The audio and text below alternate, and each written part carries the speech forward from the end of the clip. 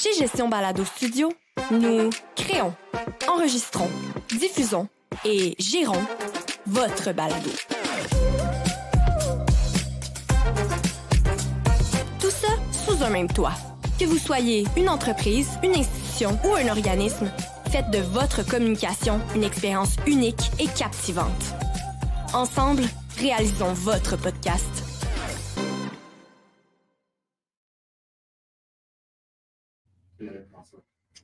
Bonjour tout le monde et bienvenue dans cette toute première édition du sommet virtuel de l'entrepreneuriat et du repreneuriat sous le thème « Développer votre performance ». Donc, c'est un immense plaisir pour moi de vous accueillir aujourd'hui.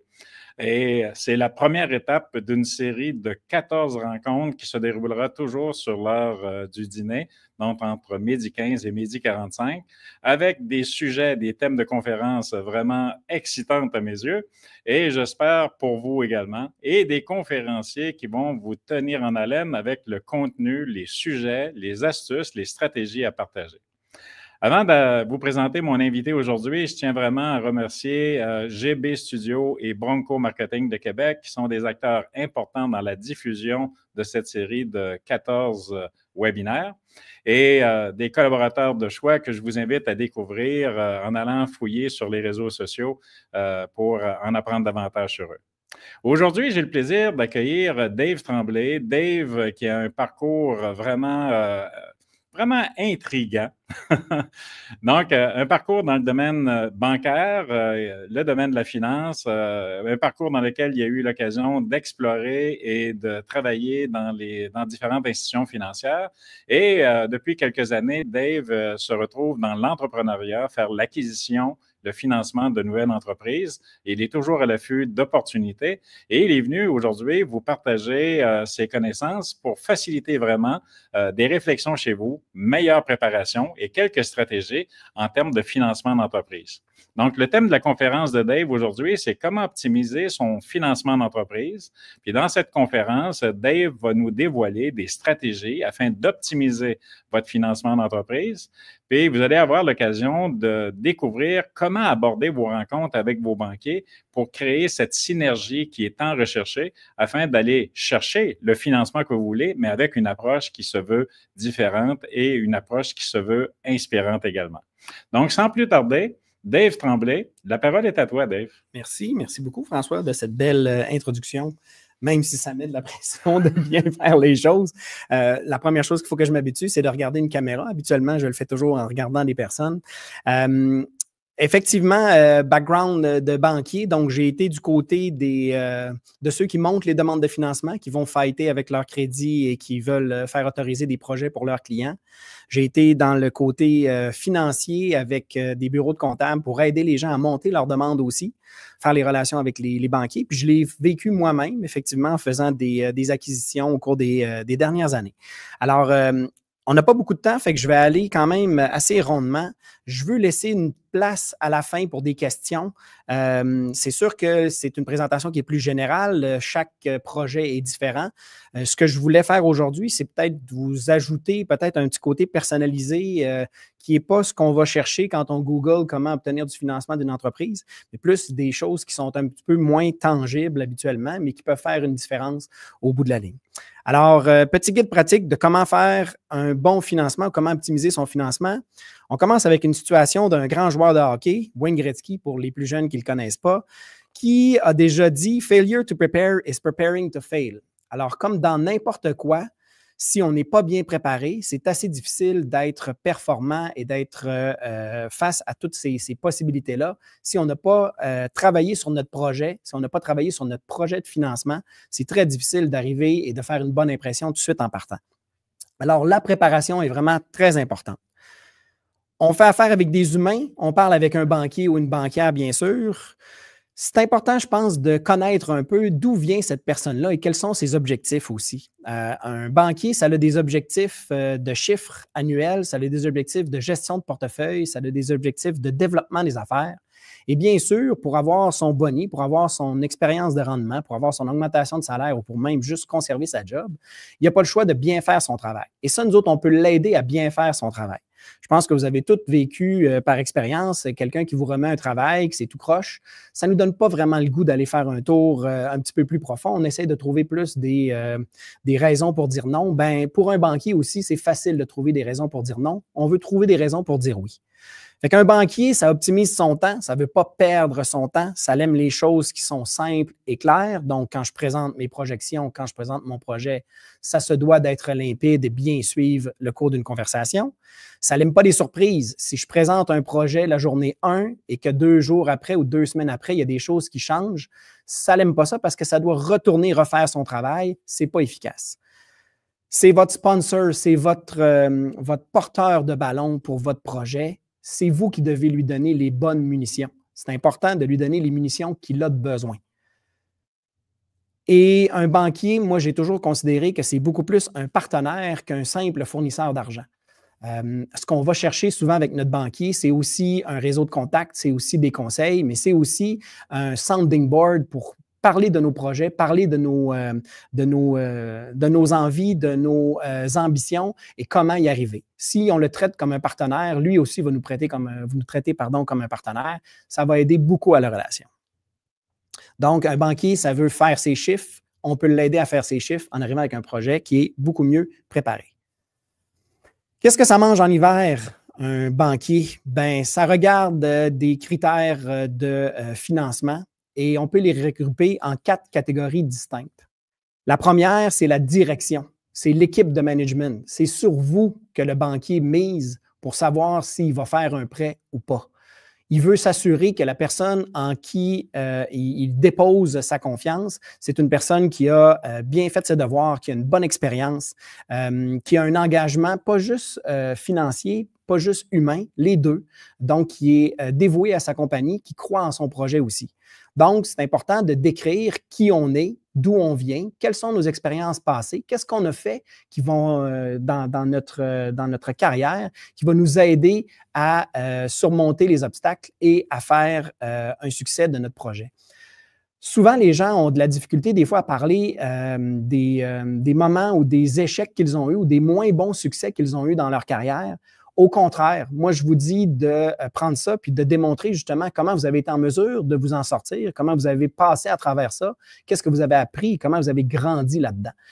On veut avoir des gens, puis là, je dis on en étant un banquier, on veut avoir des gens qui ont déjà mangé des mornifles un peu, qui ont déjà eu à rocher un peu, qui ont saigné du nez, comme on dit, puis qui sont capables de s'en sortir. La profitabilité, c'est malheureusement le critère le plus important. Pourquoi? Parce que le banquier, lui, ce qu'il veut savoir, c'est est-ce que les propriétaires de l'entreprise vont être en mesure de me rembourser au fur et à mesure de l'amortissement du prêt. Je veux être en mesure d'avoir un cash flow qui va être suffisant pour couvrir les obligations financières, mais aussi continuer à faire croître l'entreprise. C'est pour ça que la profitabilité passée, l'historique, elle est très importante, même si le passé n'est pas toujours garant de l'avenir, ça donne une bonne idée. Une entreprise qui a des résultats stables avec une bonne croissance au cours des dernières années, puis qui est capable de supporter ses obligations, bien, ça amène une confiance pour le prêteur à ce que l'avenir soit garant du passé. On veut assurer une pérennité d'entreprise aussi. On veut démontrer comment notre entreprise va continuer à évoluer. Si on est dans un domaine, par exemple, très compétitif au niveau technologique, bien, comment on investit dans notre recherche et développement, avec qui on fait affaire, comment on s'entoure, comment on se garde au courant de ce qui se passe dans le marché pour ne pas perdre cet avantage-là. Donc, on veut démontrer une profitabilité, mais on veut aussi démontrer comment elle sera maintenue. On veut voir aussi l'impact que ça va avoir sur ce projet-là. Si je donne un exemple de quelqu'un qui achète un projet d'achat d'équipement pour acheter une nouvelle machine numérique pour doubler sa production, bien, ça va avoir un impact sur l'entreprise aussi, et pas juste le fait que j'ai une nouvelle machine. Je vais peut-être avoir besoin d'embaucher des nouveaux employés.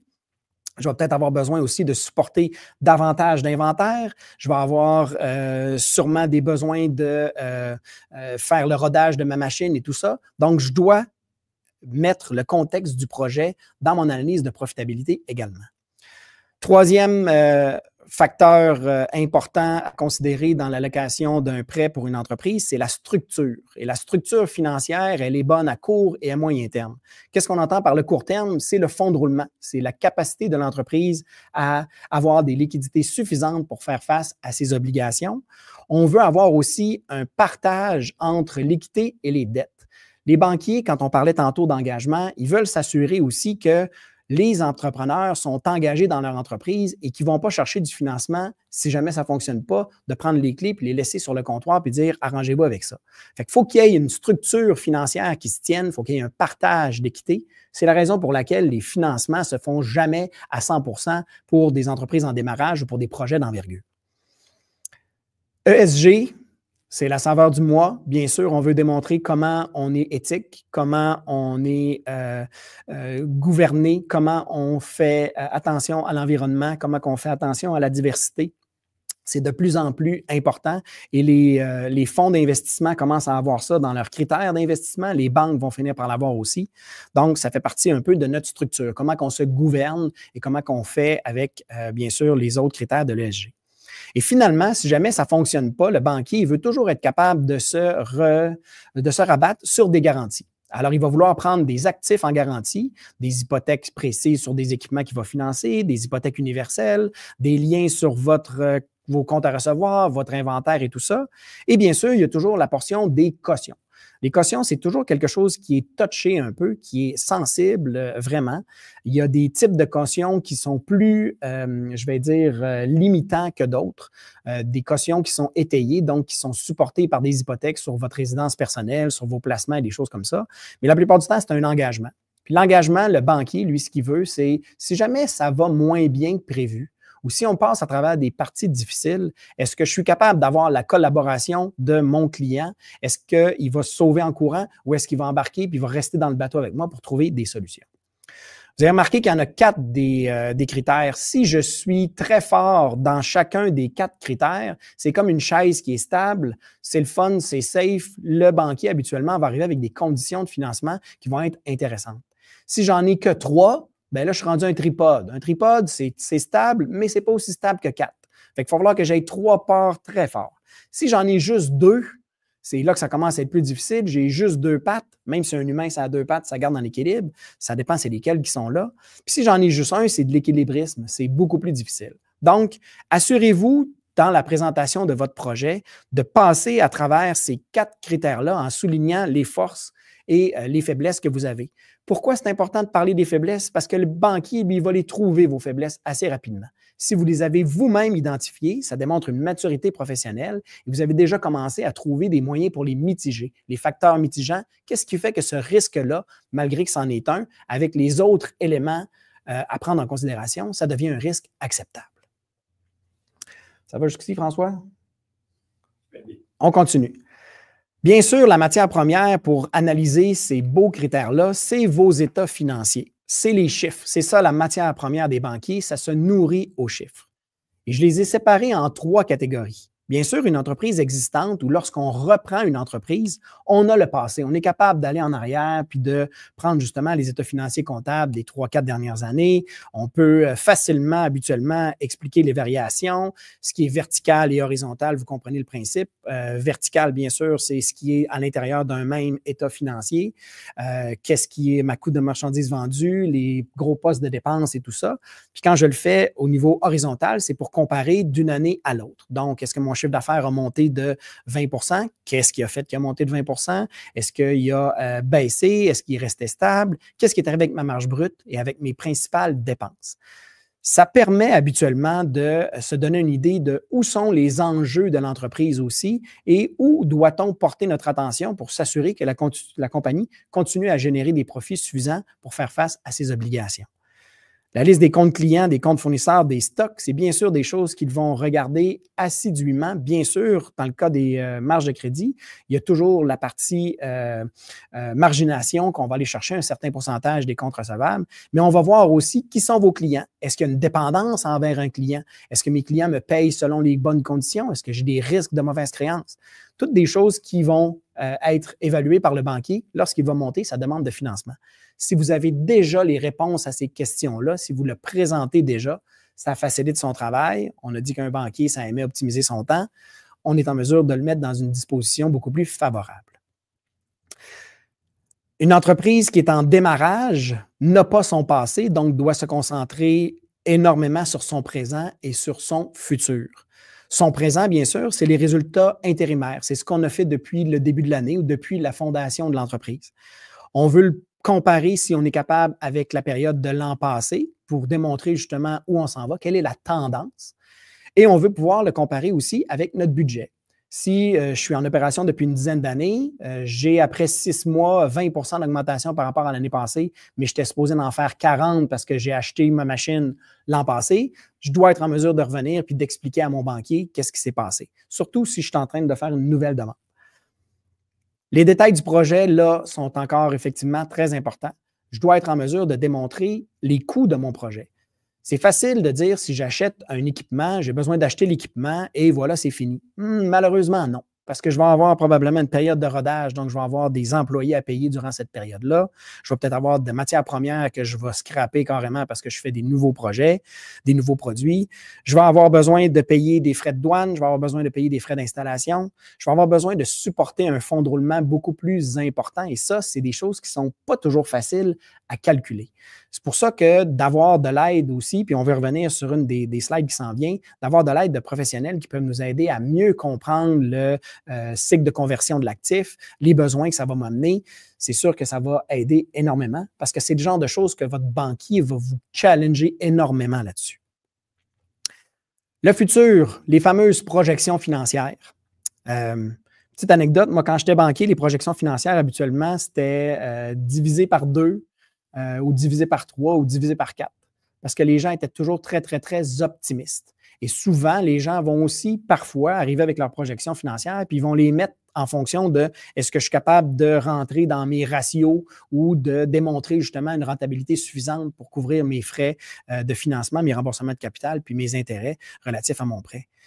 Il faut faire des relations avec des scénarios qui peuvent être réalistes, plus optimistes et plus pessimistes aussi. Puis encore une fois, l'honnêteté et la transparence dont vous allez faire preuve avec votre banquier va vous aider dans la discussion que vous allez avoir avec lui ou avec elle, parce que vous allez être en mesure d'arriver avec des situations qui ont été réfléchies et que vous avez déjà discuté, déjà planifié.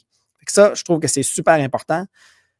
Différents scénarios et essayez d'être plus conservateur qu'optimiste. Bien sûr, il faut voir clairement les impacts de votre projet. Si j'achète une nouvelle bâtisse, j'étais locataire, puis je suis nouveau propriétaire, puis je double ma superficie, c'est sûr que je veux démontrer que mon loyer, je ne le payerai plus, mais je vais peut-être avoir des taxes à payer, d'électricité, des choses qui vont être différentes. Puis si j'ai besoin d'avoir si j'ai 2 fois plus de superficie, bien, c'est parce que ça vient aussi avec un désir de grandir plus tard. Mais je dois supporter cet immeuble-là durant plus longtemps. Je veux être en mesure de le démontrer dans mes projections financières, que j'ai pris en compte ces choses-là, ces éléments-là, puis que je les ai chiffrés. J'ai mentionné mensuel avec cash flow.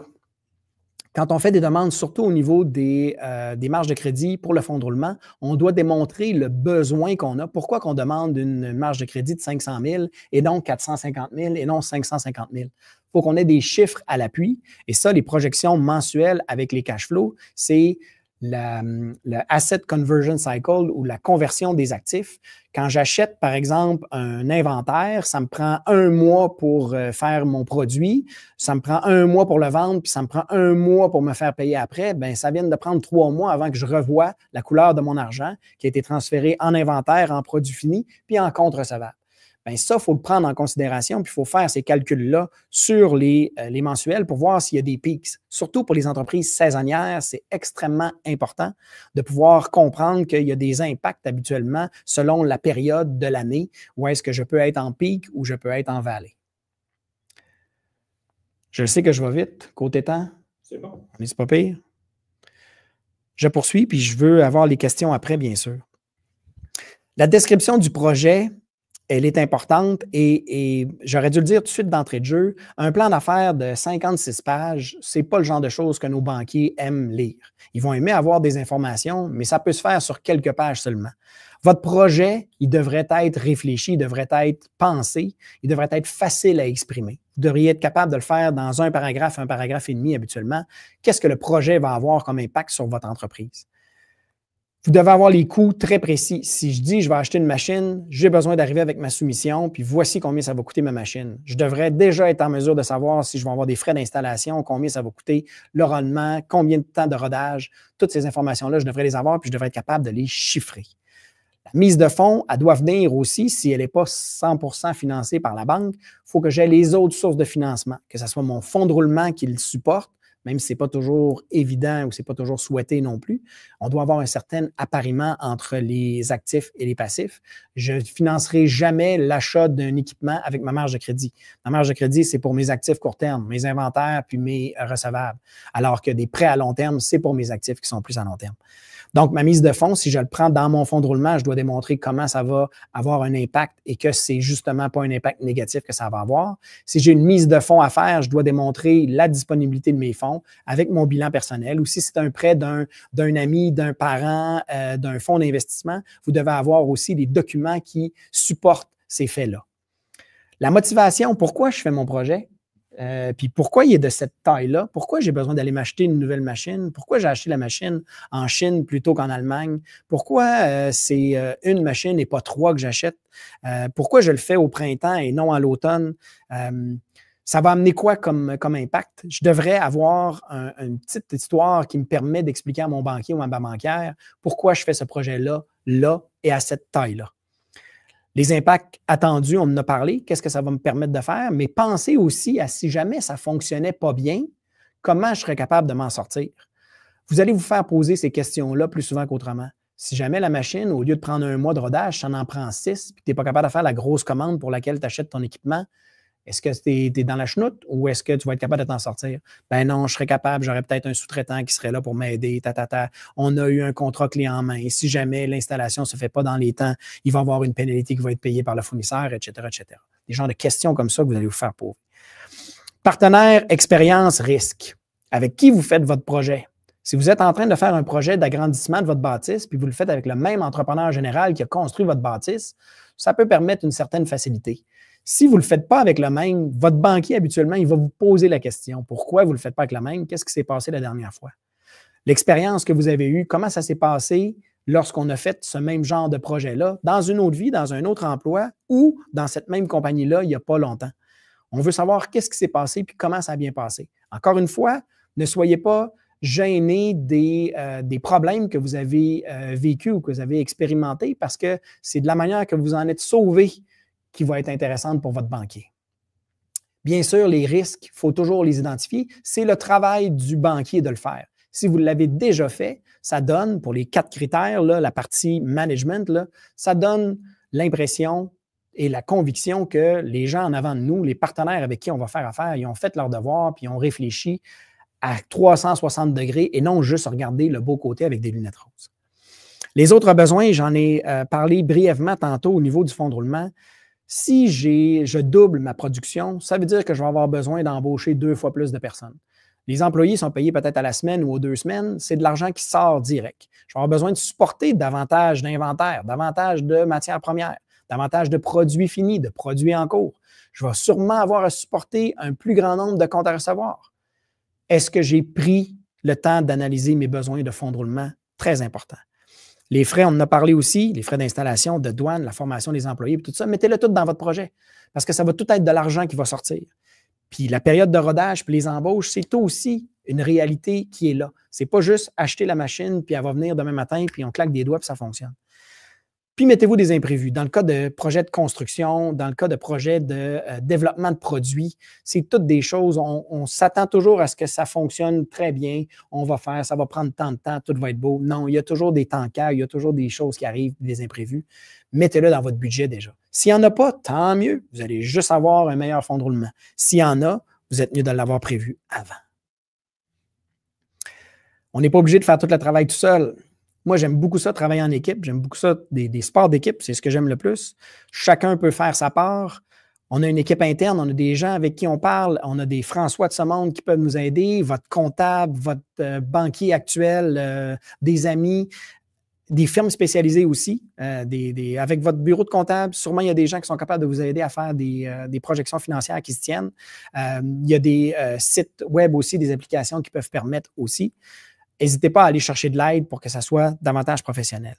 Les lunettes roses, malheureusement, ils vont vous les faire enlever assez rapidement. Mettez-le réaliste. C'est le fun de rêver, puis si ça arrive, tant mieux. Mais mettez pas tout votre projet basé sur « faut que ça fonctionne à 100% pour que ça fonctionne ».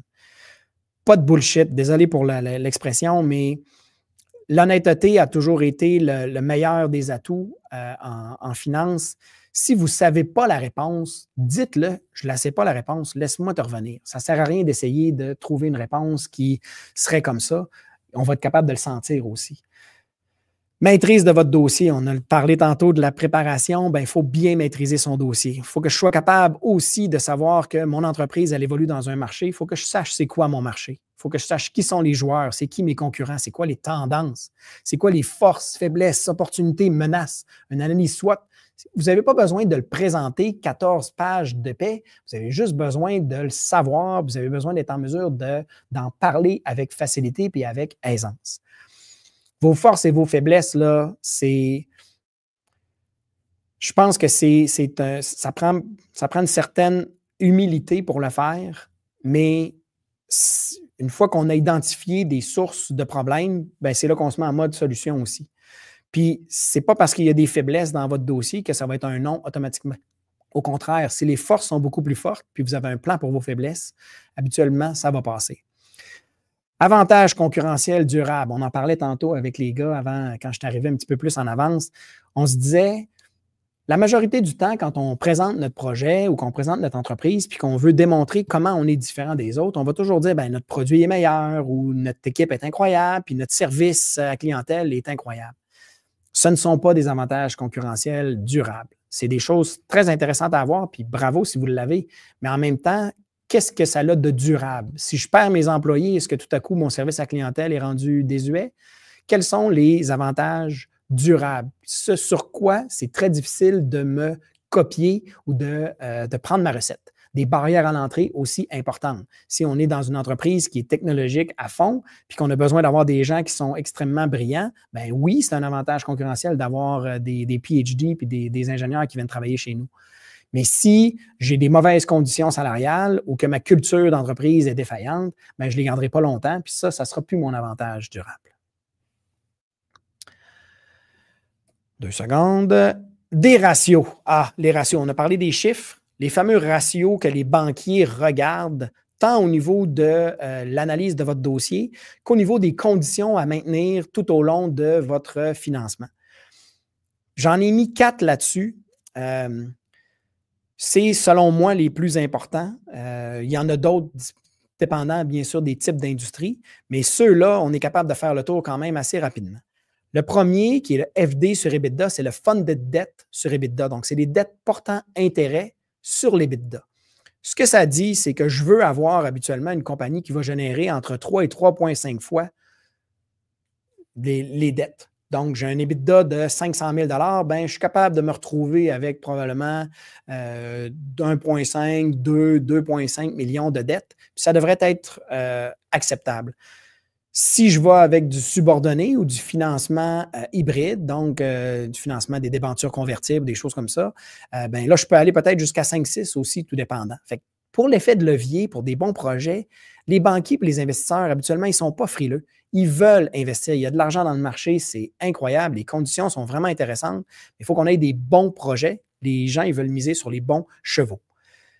Il y a un lien, bien sûr, avec l'industrie et avec la maturité. Une entreprise en démarrage ne peut pas penser à être tout de suite funded debt sur EBITDA juste de 1 pour 1. Ce n'est pas normal. Elle a besoin de partir son projet. Elle a besoin d'avoir un bon effet de levier. Puis c'est après qu'elle va démontrer justement sa rentabilité. Donc, le funded debt sur EBITDA, ça mesure le niveau d'endettement par rapport à la capacité de l'entreprise à générer des profits et des bénéfices avant impôt. Le dette équité, on en a parlé tantôt un peu au niveau de la structure financière. J'ai besoin d'avoir un partage de risque entre la banque et l'entreprise. Ça a un lien, bien sûr, avec l'industrie. Si je suis dans l'industrie de la vente de véhicules automobiles, je vais avoir probablement beaucoup de dettes parce que j'ai tout mon floor plan qui finance mon inventaire, puis j'ai souvent une grosse bâtisse avec un gros terrain qui me coûte cher. C'est sûr que je vais avoir un dette équité qui va être plus élevé. Mais si je suis dans une entreprise qui est de service, dans laquelle je n'ai que des ordinateurs puis que je loue mon local, bien là, effectivement, mon ratio de dette équité devrait être pas mal plus bas. Subordination, ce que ça veut dire, subordination, c'est s'il y a des investissements qui sont faits dans l'entreprise par vous, des prêts d'actionnaires, des actions privilégiées, des investissements qui sont faits par les fonds de solidarité, Banque de développement du Canada, Investissement Québec, qui peuvent être subrogés, c'est-à-dire qui sont soumis à une priorité avant eux, bien, on peut les considérer aussi comme équité, puis ça peut aider des fois à aller chercher un effet de levier plus élevé. Le CSD, c'est la couverture du service de la dette. Donc, c'est notre capacité à couvrir nos obligations financières reliées à nos financements. Ça inclut le capital, puis ça inclut également les intérêts. Habituellement, on va aller chercher un minimum de 1,1 pour 1. Ça veut dire qu'on a juste 10 de marge de manœuvre. Habituellement, on va aller des fois 1,25, des fois 1,50, tout dépendant si l'entreprise a également d'autres genres de dépenses qu'elle doit assumer, puis qui ne sont pas des dépenses qui sont dans notre état des résultats, en l'occurrence des dépenses en immobilisation. Si j'ai une entreprise de transport, que je dois renouveler ma flotte d'équipements régulièrement, il faut que je prenne en considération qu'il va falloir que je mette une mise de fonds à toutes les fois que je vais changer un camion ou changer une vanne. Bien, je l'ai là-dedans, c'est de l'argent qui va sortir de mon fonds d'opération puis que je n'aurai pas pour couvrir ma dette. Fait que dans certains types d'industries, ça peut être demandé un petit peu plus élevé. Une règle de pouce, habituellement, qui est intéressante, ce n'est pas le cas tout le temps, mais ça donne quand même une idée. Habituellement, un ratio de couverture de service de la dette, on va espérer au début qu'il soit un petit peu plus serré, mais qu'avec le temps, puis que l'impact du projet se fasse sentir, il devienne un petit peu plus élevé. Les ratios, des fois aussi, c'est une manière de bonifier nos conditions de financement avec le temps. On peut dire à notre banquier, OK, je commence effectivement, j'ai un ratio de dette équité plus élevé, puis mon fund de dette sur EBITDA n'est peut-être pas au niveau top, mais si je suis capable dans la prochaine année de ramener à l'intérieur de barèmes plus, je vais dire, traditionnels ou plus conservateurs, bien, est-ce que tu pourrais me baisser mon taux d'intérêt? Est-ce que tu pourrais me laisser aller ma caution personnelle? Est-ce que tu pourrais me donner un congé de capital? Donc, c'est des choses aussi, des fois, dans la discussion avec vos banquiers qui peuvent amener l'amélioration, la bonification de vos conditions financières. Le fonds de roulement, on en a parlé tantôt. Le fonds de roulement, c'est l'oxygène de l'entreprise. C'est comme acheter une voiture puis pas avoir l'argent pour payer les plaques puis l'essence. J'ai une méchante belle voiture, mais elle reste dans mon entrée et elle ne fait rien. Fait que le fonds de roulement, j'ai besoin d'avoir de l'encaisse ou un support financier à court terme qui me permet de faire face à ces obligations-là puis qui me permet de profiter des occasions qui se présentent à moi. Les ratios sont utilisés, bien sûr, par notre banquier pour mesurer le risque, benchmarker aussi, bien sûr, avec les entreprises qui sont dans le même domaine que moi ou dans la même phase de maturité que moi. Est-ce que je me compare avantageusement ou désavantageusement à eux? Et ça, sur le web, vous êtes en mesure d'aller chercher des comparables de ratios financiers pour voir aussi pour vous, est-ce que vous êtes dans la bonne moyenne ou est-ce que vous devez améliorer certains points? Puis bien sûr, le banquier, lui, quand il va faire la gestion de votre financement, il va vouloir s'assurer que vous maintenez les ratios parce que si jamais ce n'est pas le cas, bien, c'est là qu'il peut arriver avec des interventions pour essayer de vous aider. La communication, elle n'est pas toujours quand on fait autoriser notre dossier, elle est tout au long de notre financement, quand on fait les revisions annuelles et ces choses-là. On a besoin d'être avec notre banquier puis de, bien sûr, partager l'information. Il nous reste combien de temps? C'est fini? Tabarouette. Qu'est-ce qui me restait? Ouais, c'était à qui on présente, puis le timing. Bien, peut-être une dernière chose, si tu me permets, 30 secondes. Le timing. Si vous êtes une entreprise existante, habituellement, à l'intérieur des 6 premiers mois de votre année, c'est très difficile de faire autoriser des financements sans avoir les états financiers vérifiés ou mission d'examen préparés par votre comptable. Fait que quand vous arrivez vers votre fin d'année, puis vous savez que vous allez avoir des projets l'année prochaine, parlez-en tout de suite à votre banquier pour qu'il puisse, lui, dans sa révision annuelle, déjà considérer qu'il va avoir un projet qui s'en vient et peut-être même autoriser déjà une partie ou une tranche de financement, une augmentation de la marge de crédit ou des choses comme ça. Désolé, excuse, moi j'ai l'impression que ça a duré 5 minutes. Super, merci beaucoup.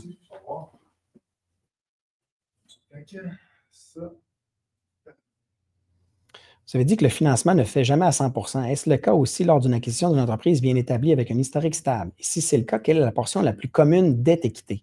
C'est une très bonne question, Youssef. Habituellement, quand je vais avoir un financement pour une entreprise existante, c'est très rare, pour ne pas dire impossible, que la banque finance à 100 %. La banque va financer une partie des actifs. Si je parle de banque, c'est plus banquier traditionnel, va financer une partie des actifs traditionnels, donc les actifs, les équipements, les comptes à recevoir, ces choses-là. Mais toute la partie intangible, l'achalandage, elle, la banque, elle ne financera pas à 100 %. Elle va vouloir aller chercher habituellement un autre partenaire qui est un fonds de solidarité FTQ, un fonds d'action CSN, un Desjardins Capital de risque, un BDC Capital de risque, Investissement Québec, qui eux autres vont arriver avec du financement subordonné qui vont se mettre un peu en arrière.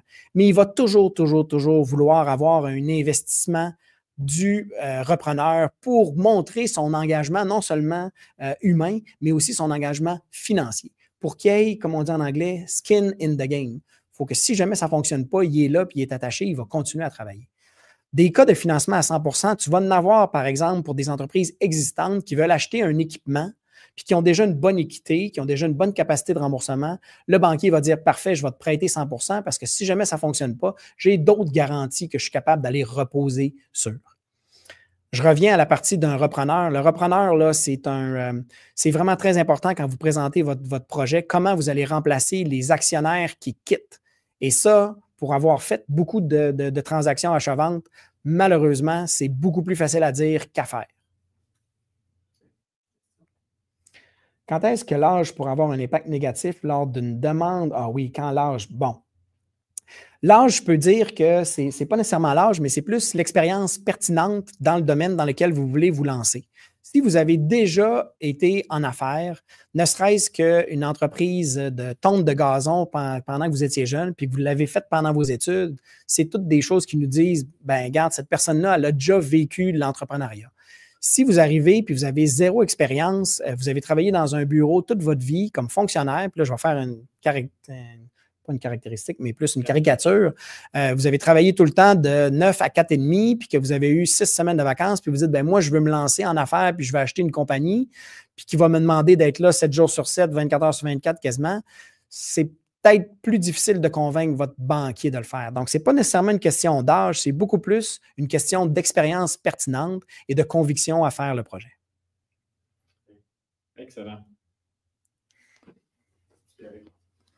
Excellent. Donc, merci beaucoup, Dave. Très enrichissant. Beaucoup de matière. J'ai pris quelques notes, Dave, là, mais la relation avec le banquier, c'est de l'avoir comme une relation avec un partenaire.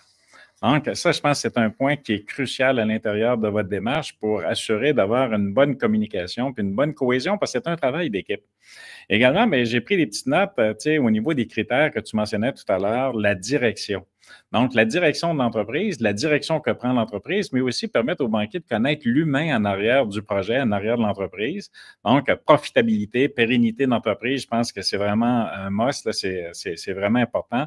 Puis, on parle des règles ESG. Donc, les règles ESG, là, ça fait partie de nos vies aujourd'hui, qu'on le veuille ou pas.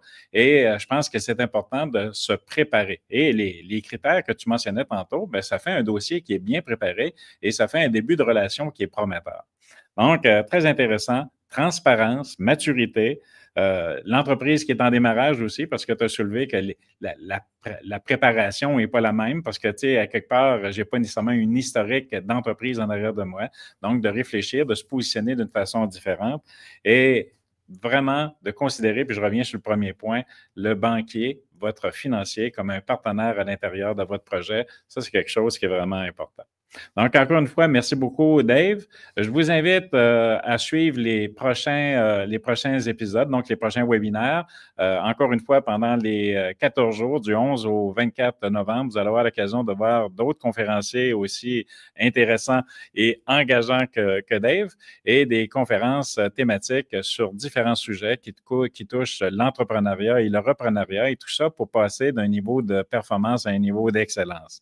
Encore une fois, un grand merci à GB Studio et à Bronco Marketing, mes fiers collaborateurs à l'intérieur de ce projet-là. Et pour Dave et pour plusieurs aussi conférenciers, vous avez accès au PDF des personnes qui viennent s'adresser à vous en guise de remerciement de votre participation. Donc, je vous laisse là-dessus. Un beau bonjour à vous tous, à vous toutes, et à un autre épisode demain avec un autre webinaire, autre conférencier, autre thématique. Merci, bonne journée.